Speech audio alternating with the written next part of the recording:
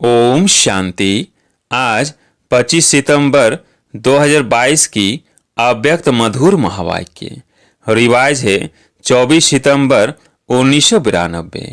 Headline है सत्य और असत्य का विशेष अंतर। आज बाप दादा ने कहा, आज दिलाराम बाप अपने सर्व बच्चों के दिल की आस पूर्ण करने के लिए मिलन मनाने आए हैं। अव्यक्त रूप में तो सदा सर्व बच्चे मिलन मनाते रहते हैं, फिर भी व्यक्त शरीर द्वारा अव्यक्त मिलन मनाने की शुभ आस रखते हैं। इसलिए बाप को भी अव्यक्त से व्यक्त में आना पड़ता है। बाप दादा इस समय चारों ओर देश विदेश के बच्चों को देख रहे हैं।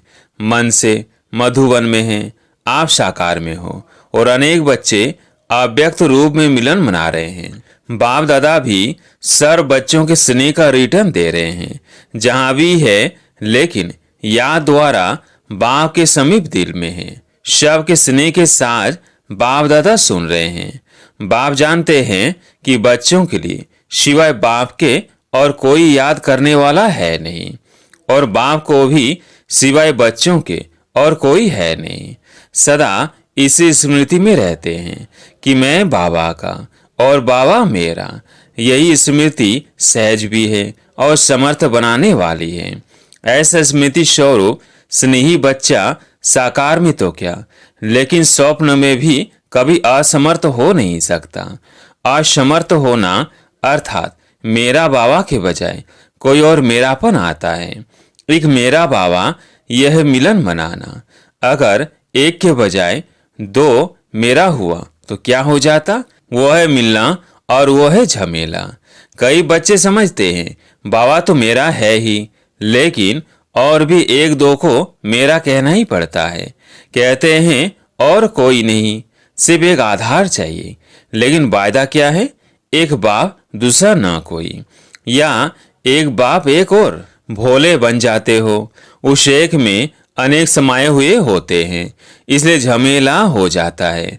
इस पुरानी दुनिया में भी ऐसे खिलौने मिलते हैं जो बाहर से एक दिखाई देता है, लेकिन एक में एक होता है। एक खोलते जाओ तो दूसरा निकलेगा, दूसरा खोलेंगे तो तीसरा निकलेगा।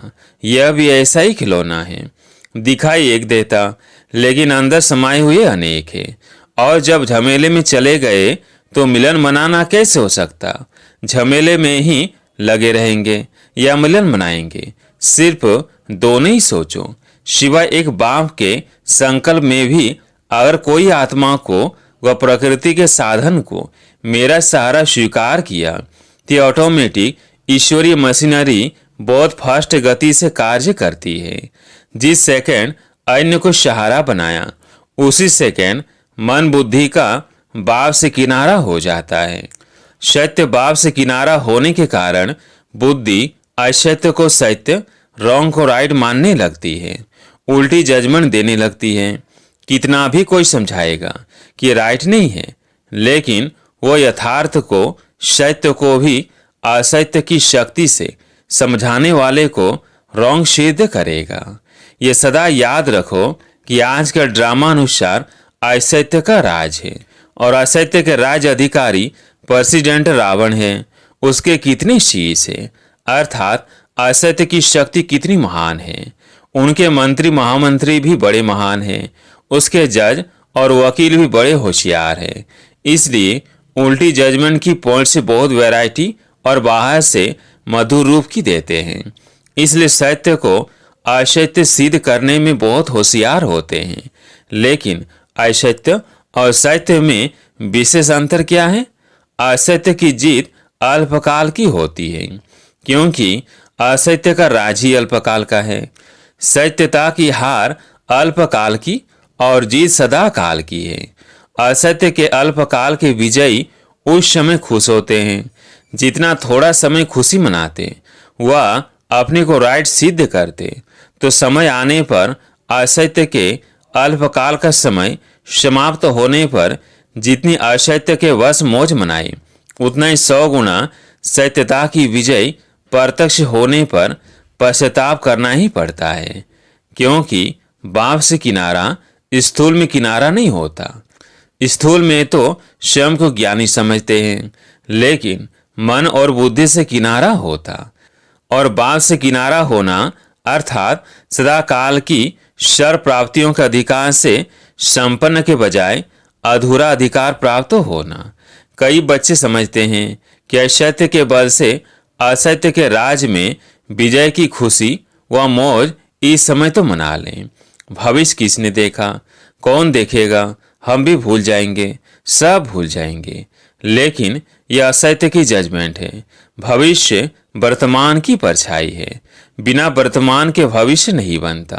असत्य के वशीभूत आत्मा वर्तमान समय भी अल्पकाल के सुख के नाम मान शान के सुखों के झूले में झूल सकती है, और झूलते भी है, लेकिन अतीन्द्रिय अविनाशी सुख के झूले में नहीं झूल सकती। अल्पकाल के शान मान और नाम की मौज मना सकते हैं, लेकिन सर्व आत्माओं के दिल के स्नेह का, दिल की दुआओं का मान नहीं प्राप्त कर सकते। दिखावा मात्र मान पा सकते हैं, लेकिन दिल से मान नहीं पा सकते। अल्पकाल का शान मिलता है, लेकिन बाप से सदा दिल तख्त नशीन का शान अनुभव नहीं कर सकते। असत्य के साथियों द्वारा नाम प्राप्त कर सकते हैं, लेकिन बाप दादा के दिल पर नाम नहीं प्राप्त कर सकते, क्योंकि बाप दादा से किनारा है। भविष्य की बात तो छोड़ो, वो तो अंडरस्टूड है, लेकिन वर्तमान सत्यता और असत्यता की प्राप्ति में कितना अंतर है। एक दूसरा मेरा बनाया अर्थात असत्य का सहारा लिया, कितना झमेला हुआ। कहने में तो कहेंगे और कुछ नहीं, सिर्फ कभी कभी थोड़ा सहारा चाहिए, लेकिन वायदा तोड़ना अर्थात झमेले में पड़ना। क्या ऐसा वायदा किया है, एक मेरा बाबा और कभी कभी दूसरा भी अलाव है? ये लिखा था क्या? चाहे अल्पकाल के नाम मान शान का सहारा लो, चाहे व्यक्ति का लो, चाहे वैभव का लो। जब दूसरा न कोई तो फिर दूसरा कहाँ से आया? यह असत्य के राज्य के झमेले में फंसाने की चतुराइयाँ हैं। जैसे बाप कहते हैं ना, मैं जो हूँ जैसा हूँ वैसा मुझे नंबरवार जानते हैं। ऐसे असत्य के राज्य अधिकारी रावण को भी जो है जैसा है वो इसे सदा नहीं जानते हो, कभी भूल जाते हो, कभी जानते हो। राज्य अधिकारी है तो ये ताकत कम होगी, चाहे झूठा हो चाहे सच्चा हो, लेकिन राज्य तो है ना। इसलिए अपने को चेक करो, दूसरे को नहीं। आजकल दूसरों को चेक करने में सब होशियार हो गए हैं। बाप दादा कहते हैं अपना चेकर बनो और दूसरे का मेकर बनो, लेकिन करते क्या है? दूसरे का चेकर बन जाते हो और बातें बनाने में मेकर बन जाते हो। बाप दादा रोज की हर एक बच्चे की कौन सी कहानियां सुनते हैं? बहुत बड़ा किताब है कहानियों का। तो अपने को चेक करो, दूसरे को चेक करने लगते हो तो लंबी कथाएं बन जाती हैं, और अपने को चेक करेंगे तो सब कथाएं समाप्त हो एक सत्य जीवन की कथा प्रैक्टिकल में चलेंगी। सभी कहते हैं बाबा आपसे बहुत प्यार है, सिर्फ कहते हो व करते भी हो। क्या कहेंगे? कभी कहते हो कभी करते हो। बाप के प्यार का प्रत्यक्ष सबूत बाप ने दे दिया, जो हो जैसा हो मेरे हो। लेकिन अरे बच्चों को सबूत देना है। क्या सबूत देना है? बाप कहते हैं जो हो जैसे हो मेरे हो। और आप क्या कहेंगे? जो है वो सब आप हो। ऐसे नहीं, थोड़ा थोड़ा और भी है। बाप से प्यार है, लेकिन कभी कभी असत्य के राज के प्रभाव में आ जाते हैं। अच्छा, चारों ओर के यथार्थ सत्य को परखने वाले सच्चे बाप के सच्चे बच्चों को, सर्व स्नेह में समाये हुए श्रेष्ठ आत्माओं को, सर्व सदा वायदे को निभाने वाली समर्थ आत्माओं को, सर्व यथार्थ परखने वाली शक्तिशाली आत्माओं को, सर्व याद और सेवा में निर्विघ्न रहने वाले सदा साथ और समीप रहने वाले बच्चों को याद, प्यार और नमस्ते। मधुवन निवासियों प्रति अव्यक्त बाप दादा के मधुर महावाक्य। बाबा ने कहा, मधुवन निवासियों को कितने प्रत्यक्ष फल मिलते हैं? मधुवन की विशेषता क्या है जो और कहाँ नहीं मिलती? श्रेष्ठ कर्म भूमि पर रहने वाले सदा फॉलो फादर करते हैं। मधुवन की श्रेष्ठता तो यह है कि ब्रह्मा बाप की विशेष कर्म भूमि है। तो मधुवन निवासी जो भी कर्म करते हैं वो फॉलो फादर करते हैं।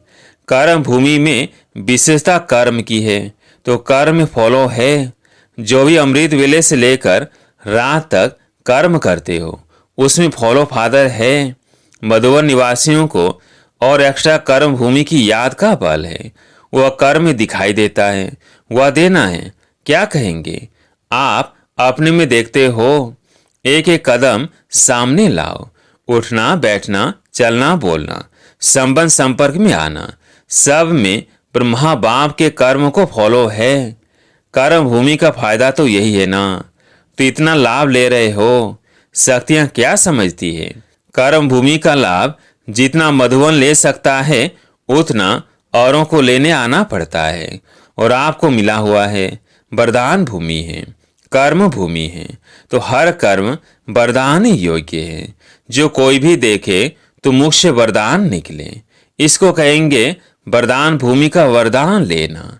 चाहे साधारण कर्म कर रहे हो लेकिन साधारण कर्म में विशेषता दिखाई दे, यही मधुवन की विशेषता है ना। विशेष ब्रह्मा बाप की अपने कर्म भूमि में रहने वालों के प्रति यह विशेष श्रेष्ठ आस है कि मधुवन का एक एक ब्राह्मण आत्मा श्रेष्ठ आत्मा हर कर्म में ब्रह्मा बाप के कर्म का दर्पण हो। तो दर्पण में क्या दिखाई देता है, यही दिखाई देता है ना। अगर आप दर्पण में खड़े होंगे तो हूबहू आप ही दिखाई देंगे।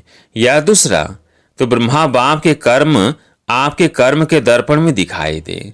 भाग्यवान हो यह तो सदा सभी कहते भी हैं और है भी, लेकिन हर कर्म में ब्रह्मा बाप के कर्म दिखाई दे। यह सर्टिफिकेट कौन लेगा और कब लेंगे। लेना तो है ना, या ले लिया है। जिसने ये सर्टिफिकेट ले लिया है कि हर कर्म में ब्रह्मा बाप के कर्म दिखाई दे रहे हैं, उनका बोल ब्रह्मा का बोल समान, उठना बैठना देखना चलना सब समान। ऐसा सर्टिफिकेट लिया है। जिसको लेना है वो हाथ उठाओ। यह भी अच्छा है, कहने से पहले करके दिखाएंगे। लेकिन यह लक्ष्य रखो कि हर कर्म बाप समान हो। ब्रह्मा बाप को फॉलो करना तो सहज है ना। निराकारी बनना अर्थात सदा निराकारी स्थिति में स्थित होना, उसके बजाय कर्म में फॉलो करना उससे सहज है। तो ब्रह्मा बाप तो सहज काम दे रहा है, मुश्किल नहीं। तो सभी लक्ष्य रखो कि मधुवन में जहां देखे जिसको देखे ब्रह्मा बाप के कर्म दिखाई दे। कर्म में सर्वव्यापी ब्रह्मा कर सकते हो। जहां देखे ब्रह्मा समान हो सकता है ना। मधुवन की महिमा अर्थात मधुवन निवासियों की महिमा, मधुवन की दीवारों की महिमा नहीं है, मधुवन निवासियों की महिमा है। मधुवन की महिमा चारों ओर से रोज सुनते हो ना। मधुवन निवासियों की महिमा जो होती है वो किसकी है, आप सबकी है ना। नशा तो रहता है कि हम मधुवन निवासी हैं। जैसे यह नशा है वैसे यह नशा भी प्रत्यक्ष दिखाई दे कि ये ब्रह्मा बाप के समान फॉलो फादर करने वाले हैं। अच्छा, सभी संतुष्ट हो, कुछ सेल्वेशन चाहिए। सेल्वेशन की भूमि में बैठे हो, कितने बेफिक्र बैठे हो, शरीर की मेहनत करते हो और तो सब बना बनाया मिलता है। जो शरीर की मेहनत नहीं करते हैं उनको एक्सरसाइज की मेहनत कराते हैं। आप तो लकी हो ना जो एक्सरसाइज नहीं करना पड़े, हाथ पांव चलते रहते हैं। जितना जो हार्ड वर्क कठिन परिश्रम करता है उतना वो सेफ है, माया से भी और शरीर की व्याधियों से भी।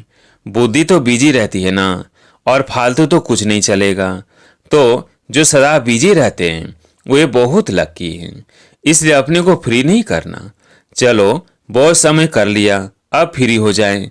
बिजी रहना खुशनसीब की निशानी है। खुशनसीब होना अपने को सदा बिजी रखना। अच्छा, अभी बाप दादा को करके दिखाना, समझा। ब्रह्मा बाप की विशेषता सूरत में क्या देखी, गंभीरता के चिन्ह भी और मुस्कुराहट भी। गंभीरता अर्थात अंतर्मुखता और सासर रमणीकता। अंतर्मुखी की निशानी सदा सागर के तले में खोए हुए गंभीर मूर्त। मनन चिंतन करने वाला चेहरा और फिर रमणीक अर्थात मुस्कुराता हुआ चेहरा, तो दोनों ही लक्षण सूरत में देखे ना। ऐसे आपकी सूरत भी ब्रह्मा बाप के कॉपी स्वरूप हो। सूरत और सीरत से ब्रह्मा बाप दिखाई दे, क्योंकि ब्रह्मा बाप का सेवा स्थान कर्म भूमि तो मधुवन है ना। तो इस भूमि के रहने वालों द्वारा वही कर्म सेवा प्रत्यक्ष होनी चाहिए। इसी आशा के दीपक को सदा जगाओ। ब्रह्मा बाप की आप बच्चों प्रति यही आस है। अब ऐसी दीपावली मनाओ। बाप दादा की इस एक आशा का दीपक जगाओ। जब हर एक ये दीपक जगाएगा तो दीपमाला तो हो ही जाएगा ना। दीपमाला में भी देखो, अगर बीच में एक दो दीपक बुझे हो तो अच्छा लगेगा। अगर बीच बीच में एक दो दीपक भी टिमटिमाता है तो अच्छा नहीं लगता। इसलिए सर्व जगह दीपकों की माला मधुवन निवासी सब जस्टिस होने चाहिए। सेल्फ जस्टिस कोई भी बात करने के पहले स्वयं जज करो, तो न स्वयं का समय जाएगा और न दूसरों का। मधुवन तो पीस प्लेस है, मन की भी पीस, मुख की भी पीस। तो मधुवन पीस प्लेस के पीस की किरणें फैलेगी। आप पीस प्लेस वालों से सभी पीस की भिक्षा मांगते हैं, क्योंकि वे स्वयं ही स्वयं से तंग हो रहे हैं। विनाशकारियों के पास अभी तक आपके पीस की किरणें पहुंचती नहीं हैं, इसलिए कश्मकश में है, कभी शांत कभी अशांत। दोनों को शांत करने के लिए पीस प्लेस से पीस की किरणें जानी चाहिए। तब उन्हों की बुद्धि में एक ही फाइनल फैसला होगा, खत्म करेंगे और शांत हो शांति धाम में चले जाएंगे। तो ऐसे भिखारियों को अब महादानी बन महादान व वरदान देने वाले बनो। बाप दादा तो सदा समझते हैं कि मधुवन वाले विश्व को बाप दादा के समीप लाने वाले समीप रतन हैं। तो अब ऐसा सबूत दिखाओ। जब ब्रह्मा बाप समान सब कॉपियां तैयार हो जाएंगी, तब बेहद का बारूद चलेगा, पटाखे छूटेंगे और ताजपोशी होगी। तब यह डेट फिक्स करो जब आप सब ब्रह्मा बाप की बिल्कुल फोटो कॉपी होंगे, तब यह डेट आएगी। मधुवन निवासी जो चाहे वो कर सकते हैं। अच्छा, तो अभी सब क्या सोच रहे हो? बाप दादा के पास मन के संकल्पों की कैमरा नहीं, लेकिन हर एक के मन में क्या चलता है वही बाप दादा स्पष्ट देख सकते हैं। साइंस वाले तो अभी तक कोशिश ही कर रहे हैं कि ऐसी कैमरा निकाले जो अंदर के संकल्प की रेखाएं मालूम हो जाए। वे बेचारे मेहनत बहुत कर रहे हैं। यह सब इन्वेंशन करते करते रह जाएंगे और आप तैयार हुए साधन कार्य में लाएंगे। अच्छा, आज प्यारे मीठे बाबा का वरदान, परखने की शक्ति द्वारा कुसंग व व्यर्थ संग से बचने वाले शक्तिशाली आत्मा भव। परखने की शक्ति द्वारा कुसंग व व्यर्थ संग से बचने वाले शक्तिशाली आत्मा भव। कई बच्चे कुसंग अर्थात बुरे संग से तो बच जाते हैं, लेकिन व्यर्थ संग से प्रभावित हो जाते हैं, क्योंकि व्यर्थ बातें रमणीक और बाहर से आकर्षित करने वाली होती है। इसलिए बाप दादा की शिक्षा है, न व्यर्थ सुनो, न व्यर्थ बोलो, न व्यर्थ करो, न व्यर्थ देखो, न व्यर्थ सोचो। ऐसे शक्तिशाली बनो जो बाप के सिवाय और कोई भी संग का रंग प्रभावित ना करे। परखने की शक्ति द्वारा खराब व व्यर्थ संग को पहले से ही परख कर परिवर्तन कर दो, तब कहेंगे शक्तिशाली आत्मा। स्लोगन, सदा हल्केपन का अनुभव करना है तो बालक और मालिकपन का बैलेंस रखो। सदा हल्केपन का अनुभव करना है तो बालक और मालिकपन का बैलेंस रखो। अच्छा, ओम शांति।